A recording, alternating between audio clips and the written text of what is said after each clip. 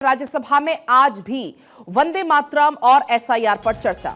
दोपहर 1 बजे वंदे मातरम पर जेपी नड्डा बोलने वाले हैं। दोपहर के बाद फिर चुनाव सुधार पर चर्चा शुरू होगी। तो आज का दिन भी बहुत खास रहने वाला है, क्योंकि आज वंदे मातरम और एसआईआर दोनों पर ही चर्चा होगी। आपने देखा था कल भी गृह मंत्री की तरफ से सदन में कई बड़ी बातों का जिक्र किया गया एसआईआर को लेकर जब वो बोल रहे थे।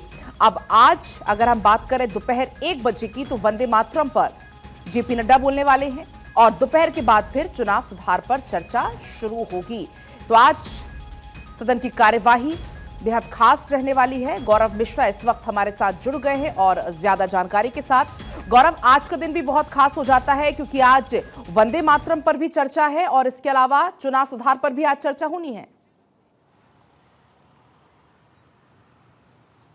बिल्कुल, देखिए, अगर बात करें, संसद का शीतकालीन सत्र चल रहा है और संसद के शीतकालीन सत्र की जो शुरुआत है वो हंगामेदार हुई और उसकी सबसे बड़ी वजह यही रही है कि विपक्ष लगातार जो है वो अलग अलग मुद्दों पर संसद में हंगामा करते नजर आ रहा है। अगर हम लोकसभा की बात करें, लोकसभा में भी आपने देखा कि एसआईआर के मुद्दे को सबसे पहले जब विपक्ष ने उठाया उस पर लगातार हंगामा देखने को मिला और उसके बाद से वंदे मातरम पर सरकार ने चर्चा करने की बात कही, उसके बाद भी हंगामा देखने को मिला। लेकिन फिर वंदे मातरम पर जो चर्चा है वो उसकी शुरुआत हुई और प्रधानमंत्री नरेंद्र मोदी ने अपना संबोधन दिया। 10 घंटे का पूरा जो समय है वो वंदे मातरम पे चर्चा के लिए रखा गया। लेकिन इन सब के बीच आज का दिन भी बहुत महत्वपूर्ण है। संसद का शीतकालीन सत्र का 9वां दिन है और महत्वपूर्ण इसलिए क्योंकि आज राज्यसभा में भी जो है वो चर्चा की जाएगी। हालांकि कल राज्यसभा में जब चर्चा चल रही थी उस पर भी लगातार हंगामा देखने को मिला। गृह मंत्री अमित शाह ने सभी सवालों के जो जवाब हैं वो विपक्ष के सांसदों का जो तमाम जो आरोप था उस पर उन्होंने बोला और बहुत अपनी प्रतिक्रिया जो है उस वंदे मातरम पर व्यक्त की।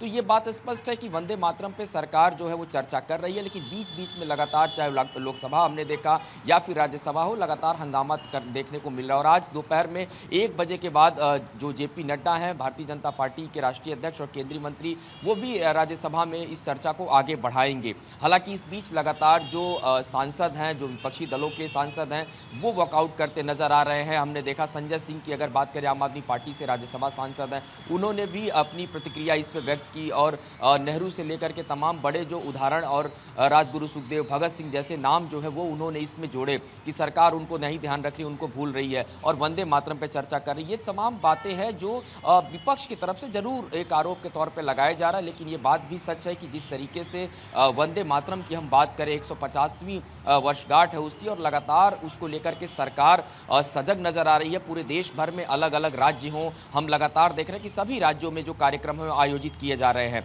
ऐसे में वंदे मातरम पर चर्चा जो सदन में की जा रही है वो इसलिए भी महत्वपूर्ण है क्योंकि बंकिम चंद्र चट्टोपाध्याय की अगर बात करें, बंगाल से आते थे और जाहिर सी बात है कि एक एक व्यक्ति को उनके बारे में पता रहना चाहिए, इसकी रचना कैसे की गई और हर भारतीय के लिए ये गर्व का विषय क्यों है। ऐसी तमाम बातें हैं जो इस चर्चा में आ रही हैं। लेकिन इस बीच विपक्ष की अगर बात करें तो इस बात पर प्रियंका गांधी ने बल्कि ये भी कहा कि दरअसल सरकार वंदे मातरम पर चर्चा इसलिए भी करा रही है, इसलिए ज़्यादा जोर दे रही है क्योंकि पश्चिम बंगाल में चुनाव है। लेकिन गृह मंत्री अमित शाह ने कल अपने संबोधन में बहुत ही महत्वपूर्ण बातों का जिक्र किया और सभी जो सवालात थे उनके जवाब उन्होंने अपने संबोधन में दिया। तो ये आप समझ सकते हैं कि संसद का जो सत्र है वो लगातार हंगामेदार तो चल ही रहा है, लेकिन आज वंदे मातरम को लेकर के राज्यसभा में फिर से जो चर्चा है उसको नड्डा आगे बढ़ाएंगे। लेकिन वहीं पर दूसरी तरफ अगर एसआईआर के मुद्दे की बात करें, शुरुआत ही इस बार जो शीतकालीन सत्र की हुई वो एसआईआर के मुद्दे पर हुई, तो ये बहुत गंभीर विषय है। और आज गौरव, और इस पर हमने देखा भी राहुल गांधी और अमित शाह के बीच में तीखी नोकझोंक होती है, विपक्ष फिर वॉकआउट भी कर जाता है। गौरव, आप मेरे साथ बने रहिएगा, आगे अगली खबर पर भी आपसे अपडेट मैं लूंगी।